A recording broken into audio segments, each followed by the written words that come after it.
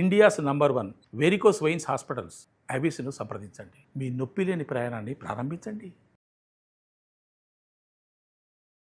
నమస్తే రమగారు. నమస్తే జయ.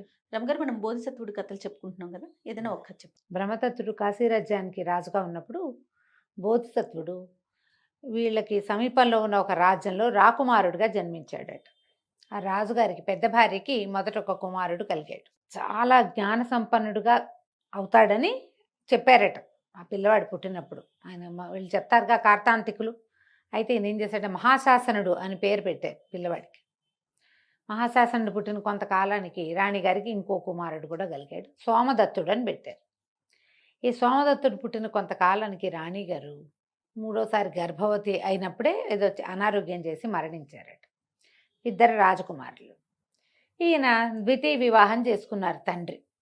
చేసుకుంటే ఆవిడని ఒక ముగ్గురు నలుగురిని చూసి చాలా అందగత్తెగా ఉన్న ఆవిడని చేసుకున్నారు. ఆవిడంటే చాలా ప్రీతిగా ఉండేవారు. ఆవిడ కొంచెం కుమారులతో అంటీ ముట్టినట్టు ఉండేది. కానీ రాజుల ఇళ్లలో ఏముంది, రాణిగారులే వచ్చి పిల్లల్ని సేవించక్కర్లా. పిల్లల సేవకులు వేరేగా ఉంటారు, వాళ్ళకి వేరే నడుస్తాయి కదా. ఈవిడ కొంచెం రాజుగారితో ప్రీతిపాత్రంగా ఉండేది. కొన్నాళ్ళకి ఈవిడ కూడా గర్భవతి అయింది. గర్భవతి అయితే ఆవిడకి ఏదైనా మనసుంటే అడుగు, ఏదైనా మనసుంటే అడగమన్నాడు. ఆవిడ తర్వాత అడుగుతా అన్నది. ఆవిడకు ఒక కుమారుడు కలిగాడు. మళ్ళీ కుమారుడే కలిగాడు. వీడు ఎంతో ముద్దైన పిల్లవాట. రాజుగారు మహామురిపంతో నువ్వు కోరిన కోరిక తీరుస్తాను, ఏం కావాలో అడగమన్నాడు. ఆవిడ నాకు అవసరమైనప్పుడు అడుగుతానని చెప్పింది. పిల్లవాడు పేరు ఆదిత్యుడు అని పెట్టారు. ఈ ఇద్దరు పెద్ద మగ పిల్లలు, ఈ చిన్న పిల్లాడు కలిసే పెరిగేవాళ్ళు, బాగానే ఉండేది. ఈ ఆదిత్యుడికి ఒక 14 ఏళ్ళు 15 ఏళ్ళు వచ్చాక ఆ రాణిగారు ఒకరోజు పిల్లవాడి పుట్టినరోజు నాడు ఆయన ఏదో మాట వరుసగా నీకేం కావాలో ఎప్పుడు అడుగుతానన్నా అడగలేదంటే ఇప్పుడు అడుగుతున్నాను, ఆదిత్యుడిని రాజుని చెయ్యండి అని అడిగింది. అనేసరికి ఆయన నిర్ఘాంతపోయాడు.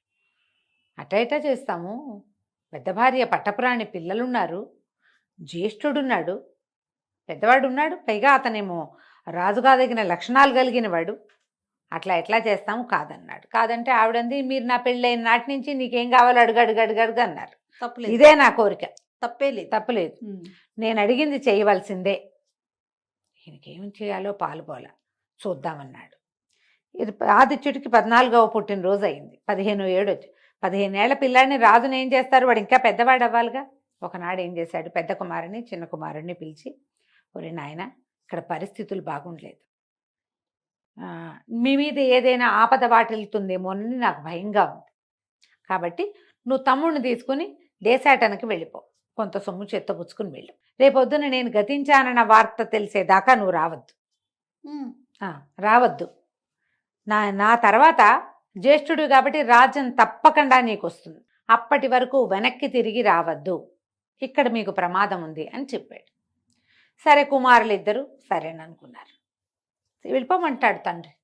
వీళ్ళిద్దరూ ఈ ఊరు వెళ్దాం ఆ ఊరు వెళ్దామని మ్యాపులు చూసి అవి చూసి ఇవి చూసి ఎక్కడికి వెళ్ళాలి మాట్లాడుకుంటుంటే ఆ ఆదిత్యుడు వీళ్ళ వెనకాలే తిరుగుతూ, ఓహో అన్నయ్యలు ఇద్దరు ఎక్కడికో షికారు వెళ్ళిపోతున్నారు, నేను వెళ్ళకపోతే ఎట్టా అని వాళ్ళు బయలుదేరే టైంకి తన గుర్రం వేసుకుని తను కూడా వచ్చేసాడు.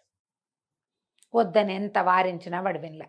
మీతో పాటే నేను విడిగా ఉండను, మీరు లేకుండా నేను అసలు ఊళ్ళో ఉండను అని చెప్పి వీళ్ళ వెనకాల పడ్డాడు.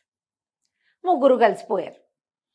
చిన్నరాణి కూడా తెలిసిపోయింది, తన కొడుకు అన్నయ్యలు లేకుండా ఉండడు ఇక్కడికి, అంతే. ఇంకా రాజు కూడా ఏమనుకున్నాడంటే ఇలాంటిది ఏదైనా జరిగితేనే ఈవిడ కొంచెం సరిగ్గా అవుతుందని అనుకున్నాడు, ఊరుకున్నాడు. వీళ్ళు ముగ్గురు ఎన్నో దేశాలు తిరిగారు, ఎన్నెన్నో ఊళ్ళు, ఆ ఊరు ఈ ఊరు గోల్డెన్ ఊళ్ళు తిరిగారు. మధ్యలో ఆ కాలంలో ధర్మసత్రాలు ఉండేవి, క్షత్రియుల పిల్లలకి ప్రత్యేకమైన ఏర్పాట్లు ఉండేవి. వీళ్ళ దగ్గర కొంత ధనం ఉంది, అవసరమైతే అది కూడా వాడుకోవచ్చు. తిరుగుతూ ఉన్నారు. తిరుగుతూ ఉంటే సరే ఒక అటవీ ప్రాంతంలో బాగా దాహంగా ఉందని ఎక్కడో కూర్చున్నారు. దాహం వేస్తుంది అనేసరికి చిన్నవాడు అన్నాడు, అన్నయ్య నేను చూసొస్తాను, మీ ఇద్దరు కూర్చోండి అని చెప్పి ఎక్కడికో ముందుకు నడిచి వెళ్ళాడు. వెళ్తే వాడికి అక్కడ ఒక చెరువు కనపడింది, ఒక కొలను. ఎంత అందంగా ఉందో ఆ కొలంలో ఒక భూతం ఉంది. కుర్రాడికి అది తెలియదు. నీళ్ళ కోసం దిగాడు, ఒక చుక్క తాగాడేమో, ఇక అందులో బందీ అయిపోయాడు. ఎంతసేపటికి తమ్ముడు రాల.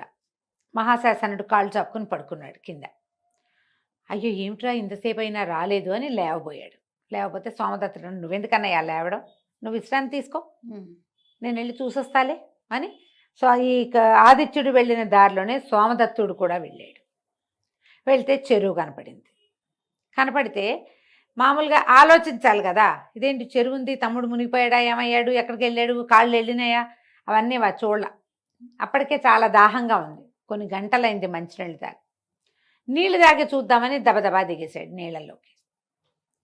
దిగంగానే ఇది భూతం పట్టేసుకుంది. ఎప్పటికీ రాలా సోమదత్తుడు. తమ్ముళ్ళిద్దరూ ఏమైపోయారో తెలియలా ఇతనికి. సరే చూద్దామని కత్తి తీసుకుని, అంతకుముందు వీళ్ళు ఏం చేశారు, గుర్రాలు ఉన్నాయి వీళ్ళ దగ్గర, ఆయుధాలు ఉన్నాయి. తమ్ముళ్ళిద్దరూ ఆయుధాలు వదిలిపెట్టి ఒట్టి చేతులతోటే వెళ్ళారు. ఇతను మాత్రం తనది బ్రహ్మాండమైన చంద్రహాసాన్ని పట్టుకుని, ఖడ్గహస్తుడే వచ్చాడు, హాసాసండని రాస్తారు, కత్తిపుచ్చుకుని వెళ్ళాడు. చూస్తే చెరువు నిండా కళగా ఉంది. నిండా ఎలా ఉన్నాయి పువ్వులు, ఆకులు. బాగా గమనించి చూశాడు, తమ్ముళ్ళ కాళ్ళ గుర్తులు కనపడుతున్నాయి లోపలికి. దిక్కండా గట్టు మీద ఉంచున్నాడు. ఖచ్చితంగా తమ్ముళ్ళు నీళ్ళల్లో ఉన్నారు తెలిసిపోయింది అతనికి. ఈ లోపల ఉన్న భూతం చూసింది రావటల్లా. మహాశాసనుడు దిగేలాగా లేడు. మిగిలిన ముందొచ్చిన వాళ్ళిద్దరూ జ్ఞానశూన్యులు, దిగేశారు నీళ్ళలో. ఇతను అట్లాంటి వాడు కాదు, వీడు తెలివైన వాడు. వీడు తెలివి. రెండోది పరకాయించి చూస్తున్నాడు. తమ్ముళ్ళిద్దరి కాళ్ళ గుర్తులు లోపలికి కనపడుతున్నాయి, బయటికి కనిపించట్లా. అడుగులేస్తే ఎవరైనా వస్తే కనపడద్దు మరి.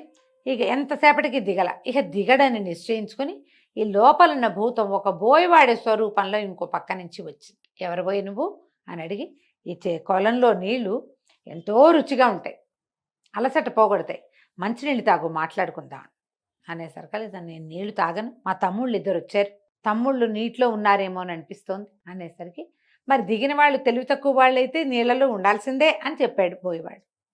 ఇతనికి ఏమనిపించింది, ఇంత నిర్మానుష్యంగా ఉన్న అడవిలో ఇప్పుడు ఒక 10 రకాల కాళ్ళ గుర్తులు ఉన్నాయి అనుకో, చెరువు గట్టున పోనీ ఒక రకం, ఇక్కడ ఉన్నవి 2 కాళ్ళ గుర్తులు, ఆ 2 తన తమ్ముళ్ళవి. తన ముందే వాళ్ళిద్దరు అక్కడికి వచ్చారు. మూడో మనిషి లేడు. బోయేవాడు ఇందులో మంచినీళ్ళు తాగుంటే ఆల్రెడీ తాగి పైకి ఎక్కాడంటే వాడి కాళ్ళ గుర్తులు ఉండాలిగా, అంతే. అవి లేవు. ఇతను ఎక్కడి నుంచో వచ్చాడు. ఇవి మధురంగా ఉన్నాయి, ఈ నీళ్ళు తాగితే నీ కోపిక వస్తుందని ఎటా చెప్తాడు తాగని వాడు. ఒకవేళ ఇతనే తమ్ముళ్ళని ఏదో చేశాడు అనిపించేసరికి కత్తి తీసాడు. నిజం చెప్పు, మా తమ్ముళ్ళు ఏమయ్యారు, ఇద్దరు ఇక్కడికి వచ్చారు అనేసరికి బోయవాడు నవ్వాడు.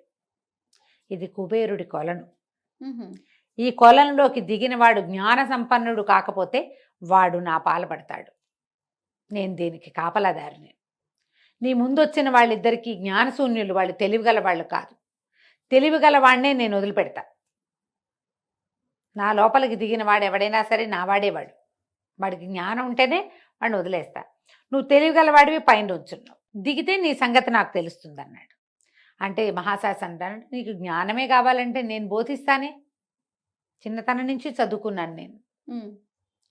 నీకు ఏ విషయంలో కావాలో చెప్పు, ఏది కావాలి నీకు, అది నేను నీకు చెప్తాను. కానీ నాకు చాలా అలసటగా ఉంది, తమ్ముళ్ళని పోగొట్టుకున్నానన్న దిగులు ఒకటి పట్టుకుంది. నా ఆకలి అలసట 2 తీర్చావంటే అప్పుడు నీకు కావలసిన జ్ఞానాన్ని బోధిస్తాను, మా తమ్ముళ్ళని నాకు అప్పచెప్పు అనగానే అభూతం ఉంది. ఇక్కడే నాది పర్ణశాల ఉంది రా అని ఇతన్ని బోయవాడి వేషంలోనే మహాశాస్త్రాన్ని వెంబడిపెట్టి తీసుకుపోయి అక్కడికి వెళ్ళి శుభ్రంగా పళ్ళు తిని మంచినీళ్ళు తాగి ప్రశాంతంగా కూర్చుని, మహాశాసనుడు ఇతను ఎవరు బోధిసత్వుడు, కిందటి జన్మలో జ్ఞానం సహజంగా ఉంది ఆయనకి. ఓహో. అప్పుడు ఇతను అడిగినటువంటి ఆత్మజ్ఞానాన్ని ఇతనికి చెప్పాడు ఆ బోయేవాడికి. మానవులు ఎలా పుడతారు, ఎలా మరణిస్తారు, ఇది ఎంత సహజంగా జరుగుతుంది, పువ్వులోకి తేనొచ్చినట్టు, కొబ్బరికాయలోకి నీళ్ళు వచ్చినట్టు ఎలా సహజంగా జరిగి ఎలా సహజంగా వెళ్ళిపోతుందో చెప్పేసరికి అతను చాలా సంతోషిస్తాడు. ఆ బోయేవాడి రూపంలో ఉన్న ఈ రాక్షసుడు, భూతం అనే చెప్తారు. చెప్పు, సరే చాలా సంతోషించా, నాకు అర్థమయ్యేలాగా చెప్పావు, నువ్వు జ్ఞాన సంపన్నుడివి, నేను ఒప్పుకుంటాను. ఇప్పుడు 2 తమ్ముళ్ళు మునిగిపోయారు, నీకెవరు కావాలో చెప్పు, ఒకడిని ఇస్తాను అనగానే ఇతను బాగా ఆలోచించి, ఆదిత్యుడు నువ్వు నాకు, అతన్ని తీసుకెళ్తాను నేను అన్నాడు. అనేసరికి తను ఆశ్చర్యపోయాడు భూతం. అదేమిటి, ఆదిత్యుడు నీ సొంత తమ్ముడు కాదు, నీ సవతి తమ్ముడు. పైగా నీ సవతి తల్లి మీ బదులు ఆదిత్యుడికి రాజ్యం ఇచ్చేందుకు సిద్ధంగా ఉంది. ఆ ప్రమాదాన్ని శంకించే నీ తండ్రిని మిమ్మల్ని బయటికి వెడలు నడిచాడు. నీ సొంత తమ్ముడిని అడుగు, సంతోషంగా ఇస్తానన్నాడు. ఇస్తానంటే ఒప్పుకోలే మహాశాసనుడు. అలా కుదరదు, మా ఆదిత్యుడిని మా తండ్రిని పంపించలే. వాడంతటి వాడు మా వెనకాల మా స్నేహంతో వచ్చాడు. మా తల్లి గన్న సంతానం నేనున్నప్పుడు మా పింతల్లి కూడా ఆవిడ గన్న సంతానం ఆవిడకు ఉండాలి కదా. సోమదత్తుడిని భగవంతుడికి ఇచ్చేశాను అనుకుంటా, కానీ ఆదిత్యుడు లేకుండా నేను వెళ్ళను. అతన్ని తీసుకెళ్ళి మా నాన్నకు అప్పచెప్పాలి. అతను చిన్నపిల్లవాడు, మా వెనకాల వచ్చాడు. రాజ్యం మా తండ్రిది, ఆయన ఏం చేయదలుచుకుంటే అది చేస్తాడు. ఆయన మాట నేను కాదనేదే లేదు అనగానే సంతోషించాడు భూతం. నీ కొట్టి జ్ఞానమే కాదు, నీకు బుద్ధి కూడా ఉంది, ధర్మం ఉంది నీకు. మీ ఇద్దరు తమ్ముళ్ళని నీకు ఇచ్చేస్తానని సోమదత్తుణ్ణి ఆదిత్యుణ్ణి కూడా బయటికి తీసుకొచ్చాడు వాళ్ళతో. అయితే ఆ భూతం ఏం చేశాడంటే చాలా రోజులు తన దగ్గరే వీళ్ళని అట్ట పెట్టుకున్నాడు. ఎన్నో మానవ సంబంధాల పట్ల అతనికి ఉన్న అన్ని అనుమానాలని ఇతని దగ్గరే తీర్చుకున్నాడు. కొన్నాళ్ళకి ఇక్కడి నుంచి బయలుదేరి వీళ్ళు వెనక్కి వెళ్ళారు. వెళ్ళేసరికల్లా అప్పటికి రాజుగారు అనారోగ్యంతో ఉన్నాడని కబురు వచ్చేసింది. ఊళ్ళోకి వెళ్తుంటేను రాజు మరణించాడు. ఇతను రాజ్యంలోకి వెళ్ళేసరికి మహాశాసనుడే రాజు అని జనాల్లోకి ఆల్రెడీ వచ్చేసింది. మహాశాసనుడు రాజయ్యి తన తమ్ముడైన సోమదత్తుణ్ణి మంత్రిగాను, చిన్న తమ్ముడైన ఆదిత్యుణ్ణి సర్వసైన్యాధ్యక్షుడుగాను చేసుకున్నాడు. తమకు సహాయం చేసి తమ్ముళ్ళని మళ్ళీ తనకి తిరిగి ఇచ్చిన భూతానికి కూడా తన రాజ్యంలో తనతో పాటు తీసుకొచ్చుకుని తన రాజ్యంలో అది ఉండడానికి ఒక నివాసాన్ని కూడా ఏర్పరిచి తమతో పాటే ఉంచుకున్నాడు. బాగుంది. బోధిసత్వుడు శరీరం విడిచిపెట్టినప్పుడు ఆ భూతం కూడా ఈ రాజ్యాన్ని విడిచిపెట్టి వెళ్ళిపోయిందట. ఓ కంచికి మనం ఇంటికి. చాలా బాగుంది రమ్మగారు. నమస్తే అండి. నమస్తే.